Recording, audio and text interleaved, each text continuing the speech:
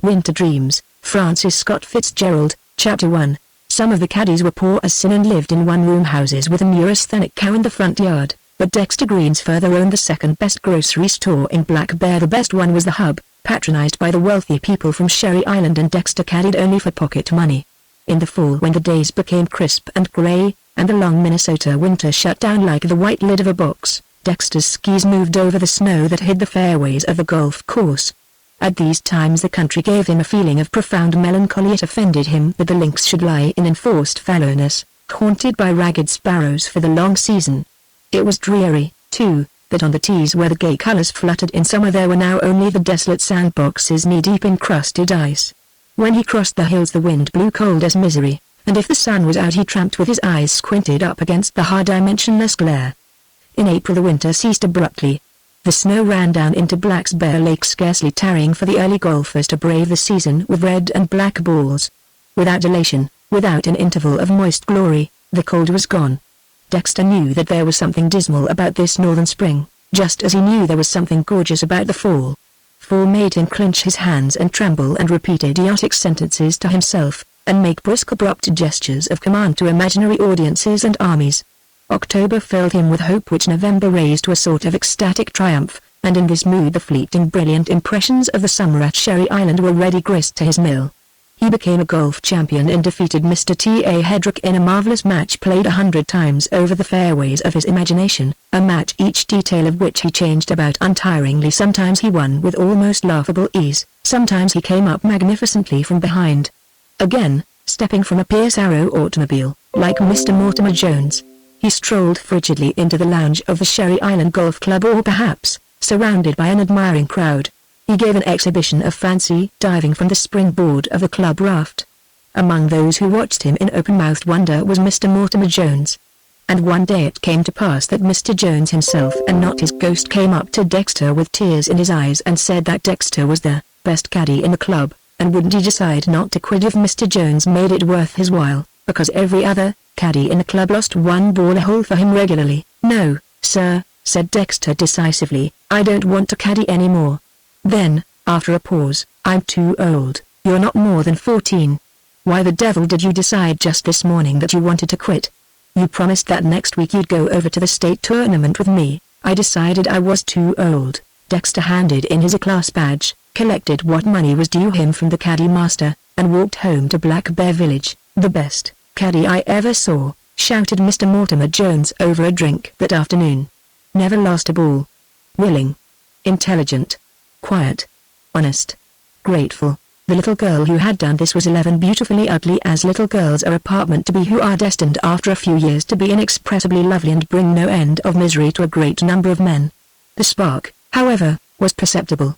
There was a general ungodliness in the way her lips twisted down at the corners when she smiled, and in the "heaven help us!" exclamation mark in the almost passionate quality of her eyes. Vitality is born early in such women. It was utterly in evidence now, shining through her thin frame in a sort of glow.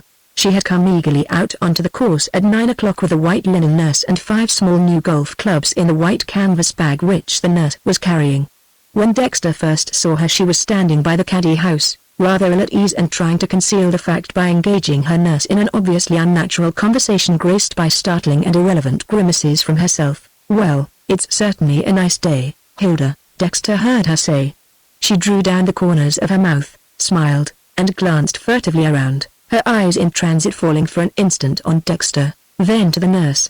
"Well, I guess there aren't very many people out here this morning, are there?" The smile again radiant, blatantly artificial, convincing. "I don't know what we're supposed to do now," said the nurse, looking nowhere in particular. "Oh, that's all right. I'll fix it up." Dexter stood perfectly still, his mouth slightly ajar. He knew that if he moved forward a step his stare would be in her line of vision. If he moved backward he would lose his full view of her face. For a moment he had not realized how young she was.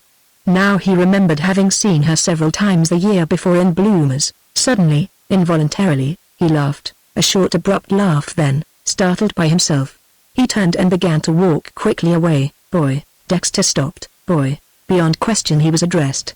Not only that, but he was treated to that absurd smile, that preposterous smile the memory of which at least a dozen men were to carry into middle age. "Boy, do you know where the golf teacher is? He's giving a lesson." "Well, "Do you know where the caddy master is? He isn't here yet this morning." "Oh."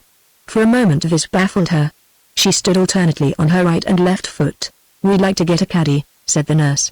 "Mrs. Mortimer Jones sent us out to play golf, and we don't know how without we get a caddy." Here she was stopped by an ominous glance from Miss Jones, followed immediately by the smile. "There aren't any caddies here except me," said Dexter to the nurse, "and I got to stay here in charge until the caddy master gets here." "Oh." Miss Jones and her retinue now withdrew, and at a proper distance from Dexter became involved in a heated conversation, which was concluded by Miss Jones taking one of the clubs and hitting it on the ground with violence.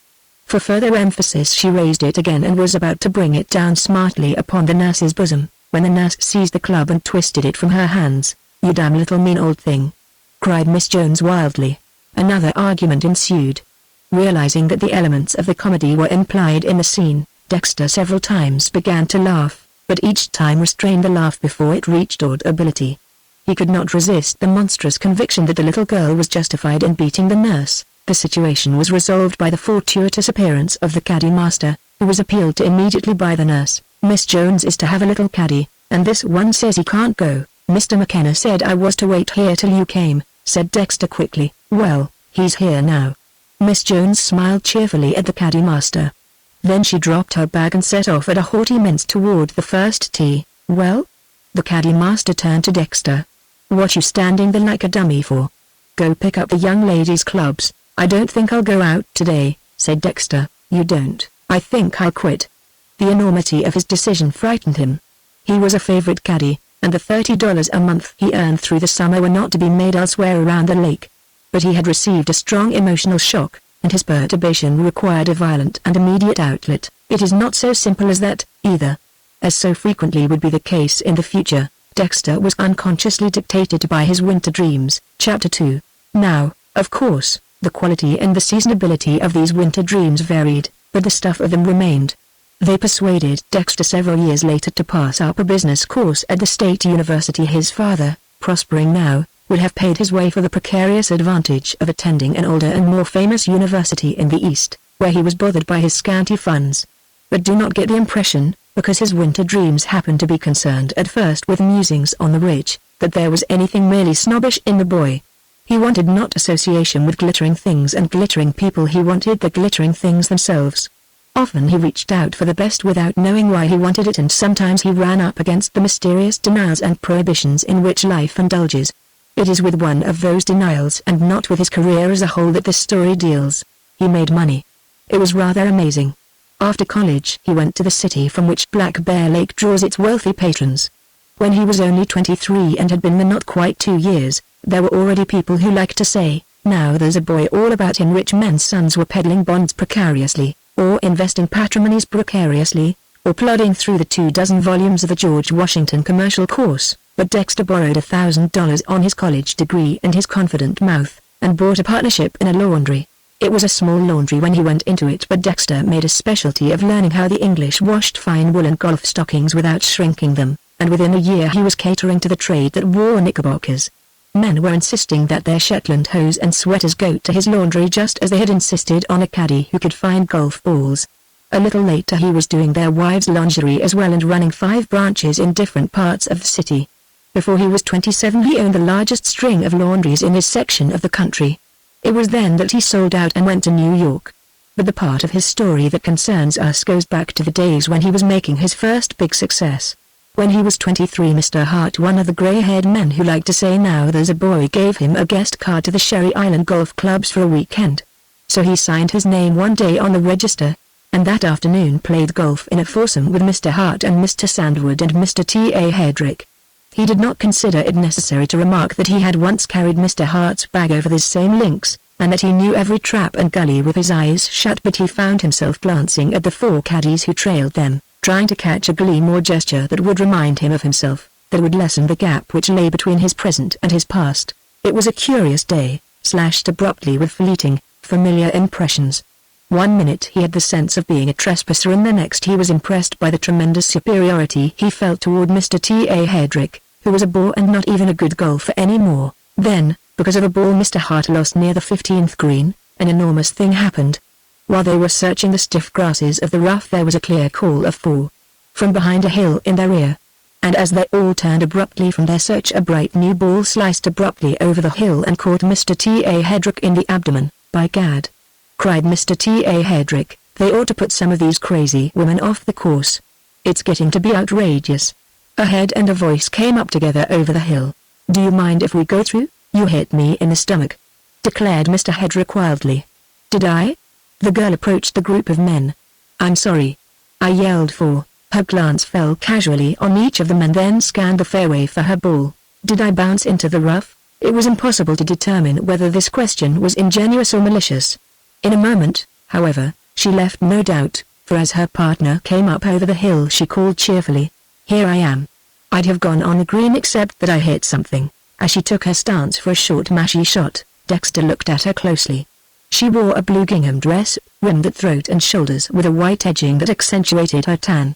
The quality of exaggeration, of thinness, which had made her passionate eyes and down-turning mouth absurd at 11, was gone now. She was arrestingly beautiful. The color in her cheeks was scented like the color in a picture. It was not a high color, but a sun of fluctuating and feverish warmth, so shaded that it seemed at any moment it would recede and disappear. This color and the mobility of her mouth gave a continual impression of flux, of intense life, of passionate vitality, balanced only partially by the sad luxury of her eyes. She swung her mashie impatiently and without interest, pitching the ball into a sand pit on the other side of the green. With a quick, insincere smile and a careless "thank you," she went on after it. "That Judy Jones," remarked Mr. Hedrick on the next tee, as they waited some moments for her to play on ahead. "All she needs is to be turned up and spanked for 6 months and then to be married off to an old-fashioned cavalry captain. My God, she's good-looking," said Mr. Sandwood, who was just over 30. "Good-looking?" cried Mr. Hedrick contemptuously. "She always looks as if she wanted to be kissed. Turning those big cow eyes on every calf in town." It was doubtful if Mr. Hedrick intended a reference to the maternal instinct. "She'd play pretty good golf if she'd try," said Mr. Sandwood. "She has no form," said Mr. Hedrick solemnly. "She has a nice figure," said Mr. Sandwood. "Better thank the Lord she doesn't drive a swifter ball," said Mr. Hart, winking at Dexter. Later in the afternoon the sun went down with a riotous swirl of gold and varying blues and scarlets, and left the dry, rustling night of western summer. Dexter watched from the veranda of the golf club, watched the even overlap of the waters in the little wind, silver molasses under the harvest moon. Then the moon held a finger to her lips and the lake became a clear pool, pale and quiet. Dexter put on his bathing suit and swam out to the farthest raft, where he stretched dripping on the wet canvas of the springboard. There was a fish jumping and a star shining and the lights around the lake were gleaming. Over on a dark peninsula a piano was playing the songs of last summer and of summers before that, songs from Chin Chin and the Count of Luxembourg and the Chocolate Soldier, and because the sound of a piano over a stretch of water had always seemed beautiful to Dexter he lay perfectly quiet and listened. The tune the piano was playing at that moment had been gay and new 5 years before, when Dexter was a sophomore at college. They had played it at a prom once when he could not afford the luxury of proms, and he had stood outside the gymnasium and listened. The sound of the tune precipitated in him a sort of ecstasy, and it was with that ecstasy he viewed what happened to him now. It was a mood of intense appreciation, a sense that, for once, he was magnificently attuned to life and that everything about him was radiating a brightness and a glamour he might never know again. A low, pale oblong detached itself suddenly from the darkness of the island, spitting forth the reverberate sound of a racing motorboat. 2 white streamers of cleft water rolled themselves out behind it, and almost immediately the boat was beside him, drowning out the hot tinkle of the piano in the drone of its spray. Dexter, raising himself on his arms, was aware of a figure standing at the wheel, of 2 dark eyes regarding him over the lengthening space of water. Then the boat had gone by and was sweeping in an immense and purposeless circle of spray round and round in the middle of the lake. With equal eccentricity one of the circles flattened out and headed back toward the raft. "Who's that?" she called, shutting off her motor. She was so near now that Dexter could see her bathing suit, which consisted apparently of pink rompers. The nose of the boat bumped the raft, and as the latter tilted rakishly he was precipitated toward her. With different degrees of interest they recognized each other. "Aren't you one of those men we played through this afternoon?" she demanded. He was. "Well, do you know how to drive a motorboat? Because if you do, I wish you'd drive this one so I can ride on the surfboard behind."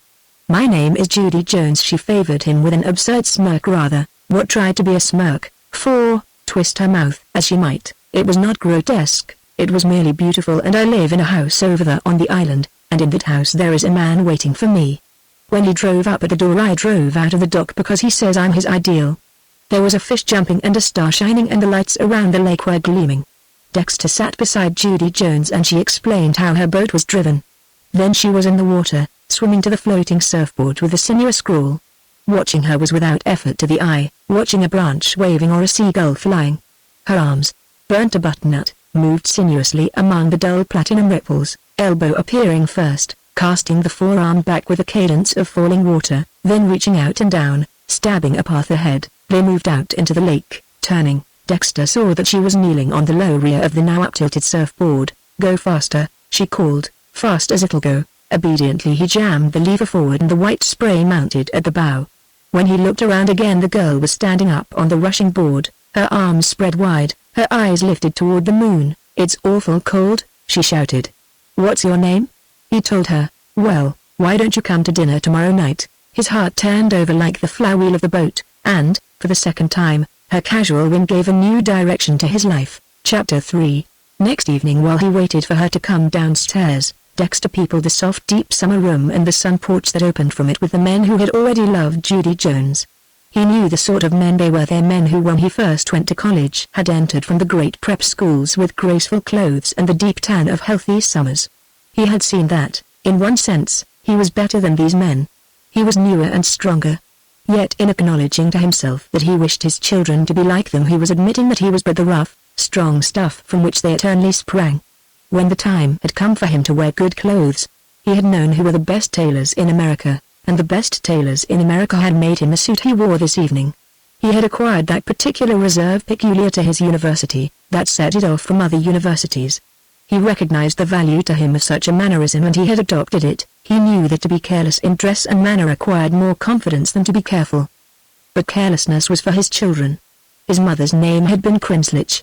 She was a bohemian of the peasant class and she had talked broken English to the end of her days. Her son must keep to the set patterns. At a little after 7 Judy Jones came downstairs. She wore a blue silk afternoon dress, and he was disappointed at first that she had not put on something more elaborate. This feeling was accentuated when, after a brief greeting, she went to the door of a butler's pantry and pushing it open called, "You can serve dinner, Martha." He had rather expected that a butler would announce dinner, that there would be a cocktail. Then he put these thoughts behind him as they sat down side by side on a lounge and looked at each other. "Father and Mother won't be here," she said thoughtfully. He remembered the last time he had seen her father, and he was glad the parents were not to be here tonight. They might wonder who he was. He had been born in Keble, a Minnesota village 50 miles farther north, and he always gave Keble as his home instead of Black Bear Village. Country towns were well enough to come from if they weren't inconveniently in sight and used as footstools by fashionable lakes. They talked of his university, which he had visited frequently during the past 2 years, and of the nearby city which supplied Sherry Island with its patrons, and whither Dexter would return next day to his prospering laundries. During dinner she slipped into a moody depression which gave Dexter a feeling of uneasiness. Whatever petulance she uttered in her throaty voice worried him. Whatever she smiled at him, at a chicken liver, at nothing. It disturbed him that her smile could have no root in mirth, or even in amusement.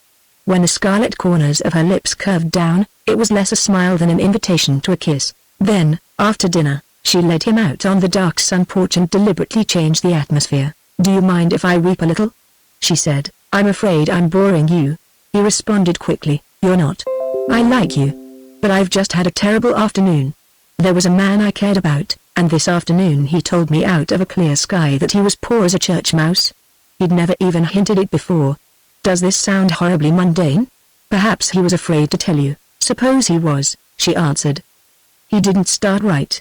You see, if I'd thought of him as poor, well, I've been mad about loads of poor men, and fully intended to marry them all. But in this case, I hadn't thought of him that way, and my interest in him wasn't strong enough to survive the shock." As if a girl calmly informed her fiancé that she was a widow. He might not object to widows, but, "Let's start right," she interrupted herself suddenly. "Who are you, anyhow?" For a moment Dexter hesitated. Then, "I'm nobody," he announced. "My career is largely a matter of futures." "Are you poor?" "No," he said frankly, "I'm probably making more money than any man my age in the Northwest." "I know that's an obnoxious remark, but you advised me to start right." There was a pause. Then she smiled and the corners of her mouth drooped and an almost imperceptible sway brought her closer to him, looking up into his eyes. A lump rose in Dexter's throat, and he waited breathless for the experiment, facing the unpredictable compound that would form mysteriously from the elements of their lips. Then he saw she communicated her excitement to him, lavishly, deeply, with kisses that were not a promise but a fulfillment. They aroused in him not hunger demanding renewal but surfeit that would demand more surfeit. Kisses that were like charity, creating want by holding back nothing at all. It did not take him many hours to decide that he had wanted Judy Jones ever since he was a proud, desirous little boy. Chapter 4. It began like that and continued, with varying shades of intensity, on such a note right up to the denouement. Dexter surrendered a part of himself to the most direct and unprincipled personality with which he had ever come in contact. Whatever Judy wanted, she went after with the full pressure of her charm. There was no divergence of method, no jockeying for position or premeditation of effects. There was a very little mental side to any of her affairs. She simply made men conscious to the highest degree of her physical loveliness. Dexter had no desire to change her. Her deficiencies were knit up with a passionate energy that transcended and justified them. When, as Judy's head lay against his shoulder that first night, she whispered, "I don't know what's the matter with me. Last night I thought I was in love with a man and tonight I think I'm in love with you." It seemed to him a beautiful and romantic thing to say. It was the exquisite excitability that for the moment he controlled and owned. But a week later he was compelled to view this same quality in a different light. She took him in her roadster to a picnic supper, and after supper she disappeared, likewise in her roadster, with another man. Dexter became enormously upset and was scarcely able to be decently civil to the other people present. When she assured him that she had not kissed the other man, he knew she was lying, yet he was glad that she had taken the trouble to lie to him. He was, as he found before the sum rendered, one of a varying dozen who circulated about her. Each of them had at one time been favored above all others. About half of them still basked in the solace of occasional sentimental revivals. Whenever one showed signs of dropping out through long neglect, she granted him a brief honeyed hour, which encouraged him to tag along for a year or so longer. Judy made these forays upon the helpless and defeated without malice, indeed half unconscious that there was anything mischievous in what she did. When a new man came to town everyone dropped out, dates were automatically cancelled. The helpless part of trying to do anything about it was that she did it all herself. She was not a girl who could be won in the kinetic sense. She was proof against cleverness, she was proof against charm. If any of these assailed her too strongly she would immediately resolve the affair to a physical basis, and under the magic of her physical splendor the strong as well as the brilliant played her game and not their own. She was entertained only by the gratification of her desires and by the direct exercise of her own charm. Perhaps from so much youthful love, so many youthful lovers, she had come, in self-defense, to nourish herself wholly from within. Succeeding Dexter's first exhilaration came restlessness and dissatisfaction. The helpless ecstasy of losing himself in her was opiate rather than tonic. It was fortunate for his work during the winter that those moments of ecstasy came infrequently. Early in their acquaintance it had seemed for a while that there was a deep and spontaneous mutual attraction. That first August, for example, 3 days of long evenings on her dusky veranda, of strange warm kisses through the late afternoon, in shadowy alcoves or behind the protecting trellises of the garden arbors, of mornings when she was fresh as a dream and almost shy at meeting him in the clarity of the rising day. There was all the ecstasy of an engagement about it, sharpened by his realization that there was no engagement. It was during those 3 days that, for the first time, he had asked her to marry him. She said maybe someday, she said kiss me, she said I'd like to marry you, she said I love you. She said nothing. The 3 days were interrupted by the arrival of a New York man who visited at our house for half September. To Dexter's agony, rumor engaged them. The man was the son of the president of a great trust company. But at the end of a month it was reported that Judy was yawning. At a dance one night she sat all evening in a motor boat with a local beau, while the New Yorker searched the club for her frantically. She told the local beau that she was bored with her visitor, and 2 days later he left. She was seen with him at the station, and it was reported that he looked very mournful indeed. On this note the sum rendered. Dexter was 24, and he found himself increasingly in a position to do as he wished. He joined 2 clubs in the city and lived at one of them. Though he was by no means an integral part of the stag lines at these clubs, he managed to be on hand at dances where Judy Jones was likely to appear. He could have gone out socially as much as he liked. He was an eligible young man, now, and popular with downtown fathers. His confessed devotion to Judy Jones had rather solidified his position. but he had no social aspirations and rather despised the dancing men who were always on tap for the Thursday or Saturday parties and who filled in at dinners with the younger married set. Already he was playing with the idea of going east to New York. He wanted to take Judy Jones with him. No disillusion as to the world in which she had grown up could cure his illusion as to her desirability. Remember that, for only in the light of it can what he did for her be understood. 18 months after he first met Judy Jones he became engaged to another girl. Her name was Irene Shearer, and her father was one of the men who had always believed in Dexter. Irene was light-haired and sweet and honorable, and a little stout, and she had 2 suitors whom she pleasantly relinquished when Dexter formally asked her to marry him. Summer, fall, winter, spring, another summer, another fall, so much he had given of his active life to the incorrigible lips of Judy Jones. She had treated him with interest, with encouragement, with malice, with indifference, with contempt. She had inflicted on him the innumerable little slights and indignities possible in such a case, as if in revenge for having ever cared for him at all. She had beckoned him and yawned at him and beckoned him again, and he had responded often with bitterness and narrowed eyes. She had brought him ecstatic happiness and intolerable agony of spirit. She had caused him untold inconvenience and not a little trouble. She had insulted him, and she had ridden over him, and she had played his interest in her against his interest in his work for fun. She had done everything to him except to criticize him. This she had not done, it seemed to him, only because it might have sullied the utter indifference she manifested and sincerely felt toward him. When autumn had come and gone again, it occurred to him that he could not have Judy Jones. He had to beat this into his mind, but he convinced himself at last. He lay awake at night for a while and argued it over. He told himself the trouble and the pain she had caused him. He enumerated her glaring deficiencies as a wife. Then he said to himself that he loved her, and after a while he fell asleep. For a week, lest he imagined her husky voice over the telephone or her eyes opposite him at lunch. He worked hard and late, and at night he went to his office and plotted out his years. At the end of a week he went to a dance and cut in on her once. For almost the first time since they had met he did not ask her to sit out with him or tell her that she was lovely. It hurt him that she did not miss these things, that was all. He was not jealous when he saw that there was a new man tonight. He had been hardened against jealousy long before. He stayed late at the dance. He sat for an hour with Irene Shearer and talked about books and about music. He knew very little about either. But he was beginning to be master of his own time now, and he had a rather priggish notion that he, the young and already fabulously successful Dexter Green, should know more about such things. That was in October, when he was 25. In January, Dexter and Irene became engaged. It was to be announced in June, and they were to be married 3 months later. The Minnesota winter prolonged itself interminably, and it was almost May when the winds came soft and the snow ran down into Black Bear Lake at last. For the first time in over a year Dexter was enjoying a certain tranquility of spirit. Judy Jones had been in Florida, and afterward in Hot Springs, and somewhere she had been engaged, and somewhere she had broken it off. At first, when Dexter had definitely given her up, it had made him sad that people still linked them together and asked for news of her, but when he began to be placed at dinner next to Irene Shearer, people didn't ask him about her anymore, they told him about her. He ceased to be an authority on her. May at last. Dexter walked the streets at night when the darkness was damp as rain, wondering that so soon, with so little done, so much of ecstasy had gone from him. May 1 year back had been marked by Judy's poignant, unforgivable, yet forgiven turbulence. It had been one of those rare times when he fancied she had grown to care for him. That old penny's worth of happiness he had spent for this bushel of content. He knew that Irene would be no more than a curtain spread behind him, a hand moving among gleaming teacups, a voice calling to children.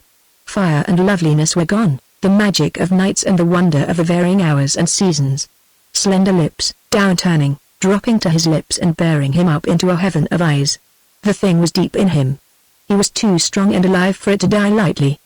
In the middle of May, when the weather balanced for a few days on the thin bridge that led to deep summer, he turned in one night at Irene's house. Their engagement was to be announced in a week now. No one would be surprised at it. And tonight they would sit together on the lounge at the University Club and look on for an hour at the dancers. It gave him a sense of solidity to go with her. She was so sturdily popular, so intensely great. He mounted the steps of the brownstone house and stepped inside. "Irene," he called. Mrs. Shearer came out of the living room to meet him. "Dexter," she said, "Irene's gone upstairs with a splitting headache. She wanted to go with you but I made her go to bed. Nothing serious, oh, no. She's going to play golf with you in the morning. You can spare her for just one night, can't you, Dexter?" Her smile was kind. She and Dexter liked each other. In the living room he talked for a moment before he said goodnight. Returning to the university club, where he had rooms, he stood in the doorway for a moment and watched the dancers. He leaned against the doorpost, nodded at a man or two, yawned. "Hello, darling." The familiar voice at his elbow startled him. Judy Jones had left a man and crossed the room to him. Judy Jones, a slender enamel doll in cloth of gold, gold in a band at her head, gold in 2 slipper points at her dresses hem. The fragile glow of her face seemed to blossom as she smiled at him. A breeze of warmth and light blew through the room. His hands in the pockets of his dinner jacket tightened spasmodically. He was filled with a sudden excitement. "When did you get back?" he asked casually. "Come here and I'll tell you about it." She turned and he followed her. She had been away. He could have wept at the wonder of her return. She had passed through enchanted streets, doing things that were like provocative music. All mysterious happenings, all fresh and quickening hopes, had gone away with her, come back with her now. She turned in the doorway. "Have you a car here?" "If you haven't, I have. I have a coupe." And then, with a rustle of golden cloth, he slammed the door. Into so many cars she had stepped, like this like that, her back against the leather, so her elbow resting on the door, waiting. She would have been soiled long since had there been anything to soil her except herself, but this was her own self outpouring. With an effort he forced himself to start the car and back into the street. This was nothing. He must remember. She had done this before, and he had put her behind him, as he would have crossed a bad account from his books. He drove slowly downtown and, affecting abstraction, traversed the deserted streets of the business section, peopled here and there where a movie was giving out its crowd or where consumptive or pugilistic youth lounged in front of pool halls. The clink of glasses and the slap of hands on the bars issued from saloons, cloisters of glazed glass and dirty yellow light. She was watching him closely and the silence was embarrassing, yet in this crisis he could find no casual word with which to profane the hour. At a convenient turning he began to zigzag back toward the university club. "Have you missed me?" she asked suddenly. "Everybody missed you." He wondered if she knew of Irene's hearer. She had been back only a day. Her absence had been almost contemporaneous with his engagement. What a remark. Judy laughed sadly without sadness. She looked at him searchingly. He became absorbed in the dashboard. "You're handsomer than you used to be," she said thoughtfully. "Dexter, you have the most rememberable eyes." He could have laughed at this, but he did not laugh. It was the sort of thing that was said to sophomores. Yet it stabbed at him. "I'm awfully tired of everything, darling." She called everyone darling, endowing the endearment with careless, individual camaraderie. "I wish you'd marry me." The directness of this confused him. He should have told her now that he was going to marry another girl, but he could not tell her. He could as easily have sworn that he had never loved her. "I think we'd get along," she continued, on the same note, "unless probably you've forgotten me and fallen in love with another girl." Her confidence was obviously enormous. She had said, in effect, that she found such a thing impossible to believe, that if it were true he had merely committed a childish indiscretion and probably to show off. She would forgive him, because it was not a matter of any moment but rather something to be brushed aside lightly. "Of course you could never love anybody but me," she continued. "I like the way you love me." "Oh, Dexter, have you forgotten last year?" "No, I haven't forgotten." "Neither have I." Was she sincerely moved or was she carried along by the wave of her own acting? "I wish we could be like that again," she said, and he forced himself to answer. "I don't think we can." "I suppose not." "I hear you're giving Irene's hearer a violent rush." There was not the faintest emphasis on the name, yet Dexter was suddenly ashamed. "Oh, take me home," cried Judy suddenly. "I don't want to go back to that idiotic dance with those children." Then, as he turned up the street that led to the residence district, Judy began to cry quietly to herself. He had never seen her cry before. The dark street lightened, the dwellings of the rich loomed up around them. He stopped his coupe in front of the great white bulk of the Mortimer Joneses' house, somnolent, gorgeous, drenched with the splendor of the damp moonlight. Its solidity startled him. The strong walls, the steel of the girders, the breadth and beam and pomp of it were there only to bring out the contrast with the young beauty beside him. It was sturdy to accentuate her slightness as if to show what a breeze could be generated by a butterfly's wing. He sat perfectly quiet, his nerves in wild clamor, afraid that if he moved he would find her irresistibly in his arms.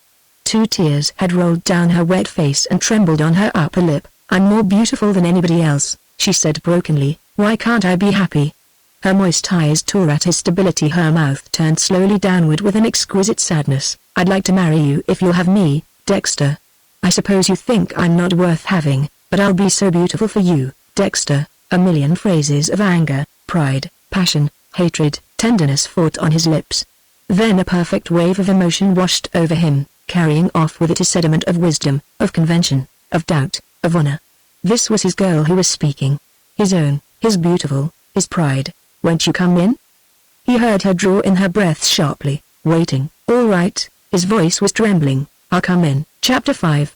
It was strange that neither when it was over nor a long time afterward did he regret that night. Looking at it from the perspective of 10 years, the fact that Judy's flair for him endured just 1 month seemed of little importance. Nor did it matter that by his yielding he subjected himself to a deeper agony in the end and gave serious hurt to Irene's hearer and to Irene's parents, who had befriended him. There was nothing sufficiently pictorial about Irene's grief to stamp itself on his mind. Dexter was at bottom hard-minded. The attitude of the city on his action was of no importance to him, not because he was going to leave the city, but because any outside attitude on the situation seemed superficial. He was completely indifferent to popular opinion. Nor, when he had seen that it was no use, that he did not possess in himself the power to move fundamentally or to hold Judy Jones, did he bear any malice toward her. He loved her, and he would love her until the day he was too old for loving, but he could not have her. So he tasted the deep pain that is reserved only for the strong, just as he had tasted for a little while the deep happiness, even the ultimate falsity of the grounds upon which Judy terminated the engagement, that she did not want to take him away from Irene. Judy, who had wanted nothing else, did not revolt him. He was beyond any revulsion or any amusement. He went east in February with the intention of selling out his laundries and settling in New York, but the war came to America in March and changed his plans. He returned to the West, handed over the management of the business to his partner, and went into the first officers' training camp in late April. He was one of those young thousands who greeted the war with a certain amount of relief, welcoming the liberation from webs of tangled emotion. Chapter 6. This story is not his biography, remember, although things creep into it which have nothing to do with those dreams he had when he was young. We are almost done with them and with him now. There is only one more incident to be related here, and it happened 7 years farther on. It took place in New York, where he had done well, so well that there were no barriers too high for him. He was 32 years old, and, except for one flying trip immediately after the war, he had not been West in 7 years. A man named Devlin from Detroit came into his office to see him in a business way, and then and there this incident occurred, and closed out, so to speak, this particular side of his life. "So you're from the Middle West," said the man Devlin with careless curiosity. "That's funny. I thought men like you were probably born and raised on Wall Street. You know, wife of one of my best friends in Detroit came from your city. I was an usher at the wedding." Dexter waited with no apprehension of what was coming. "Judy Sims," said Devlin with no particular interest. "Judy Jones, she was once." "Yes, I knew her." A dull impatience spread over him. He had heard, of course, that she was married, perhaps deliberately. He had heard no more. "Awfully nice girl," brooded Devlin meaninglessly. "I'm sort of sorry for her." "Why?" Something in Dexter was alert, receptive, at once. "Oh, Lud Sims has gone to pieces in a way. I don't mean he uses her, but he drinks and runs around." "Doesn't she run around?" "No. Stays at home with her kids." "Oh, she's a little too old for him," said Devlin. "Too old?" cried Dexter. "Why, man, she's only 27. He was possessed with a wild notion of rushing out into the streets and taking a train to Detroit. He rose to his feet spasmodically. "I guess you're busy," Devlin apologized quickly. "I didn't realize." "No, I'm not busy," said Dexter, steadying his voice. "I'm not busy at all." "Not busy at all? Did you say she was 27? "No, I said she was 27. "Yes, you did," agreed Devlin dryly. "Go on, then." "Go on, what do you mean, about Judy Jones?" Devlin looked at him helplessly. "Well, that's I told you all there is to it. He treats her like the devil." "Oh, they're not going to get divorced or anything. When he's particularly outrageous she forgives him. In fact, I'm inclined to think she loves him. She was a pretty girl when she first came to Detroit." "A pretty girl?" The phrase struck Dexter as ludicrous. "Isn't she a pretty girl, anymore?" "Oh, she's all right." "Look here," said Dexter, sitting down suddenly, "I don't understand. You say she was a pretty girl and now you say she's all right. I don't understand what you mean." "Judy Jones wasn't a pretty girl, at all. She was a great beauty." "Why, I knew her, I knew her." "She was." Devlin laughed pleasantly. "I'm not trying to start a row," he said. I think Judy's a nice girl and I like her. I can't understand how a man like Lud Sims could fall madly in love with her, but he did. Then he added, most of the women like her. Dexter looked closely at Evelyn, thinking wildly that there must be a reason for this, some insensitivity in the man or some private malice. Lots of women fade just like that. Devlin snapped his fingers. You must have seen it happen. Perhaps I've forgotten how pretty she was at her wedding. I've seen her so much since then, you see. She has nice eyes. A sort of dullness settled down upon Dexter. For the first time in his life he felt like getting very drunk. He knew that he was laughing loudly at something Devlin had said, but he did not know what it was or why it was funny. When, in a few minutes, Devlin went, he lay down on his lounge and looked out the window at the New York skyline into which the sun was sinking in dull lovely shades of pink and gold. He had thought that having nothing else to lose he was invulnerable at last, but he knew that he had just lost something more, as surely as if he had married Judy Jones and seen her fade away before his eyes. The dream was gone. Something had been taken from him. In a sort of panic he pushed the palms of his hands into his eyes and tried to bring up a picture of the waters lapping on Sherry Island and the moonlit veranda, and gingham on the golf links and the dry sun and the gold color of her neck's soft down, and her mouth damp to his kisses and her eyes plaintive with melancholy and her freshness like new fine linen in the morning. Why? These things were no longer in the world. They had existed and they existed no longer. For the first time in years the tears were streaming down his face. But they were for himself now. He did not care about mouth and eyes and the moving hands. He wanted to care, and he could not care.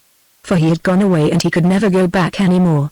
The gates were closed, the sun was gone down, and there was no beauty but the grey beauty of steel that withstands all time. Even the grief he could have borne was left behind in the country of illusion, of youth, of the richness of life, where his winter dreams had flourished. Long ago, he said, long ago, there was something in me, but now that thing is gone. Now that thing is gone, that thing is gone. I cannot cry. I cannot care. That thing will come back no more.